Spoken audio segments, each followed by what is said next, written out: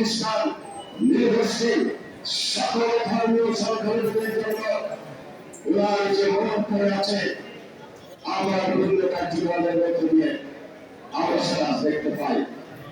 আমরা দেখতে পাই শহীদ রাষ্ট্রপতি জিয়া রহমান এদেশের মানুষকে বলেছিল কেন দিয়েছিলেন একটি রাজনৈতিক দল শোনেন বাঙালি জাতীয়তাবাদে বিশ্বাস করে এদেশের আজকের যে নির্ভরশীল লোকজন এসেছে তাদেরকে বাংলাদেশের লোক স্বীকার করে নাই। তাই আমার নেতা সেদিন বাংলাদেশের জাতীয়তাবাদ দিয়ে সমস্ত জনগোষ্ঠীকে বাংলাদেশের জনগণের রূপান্তরিত করেছিলেন।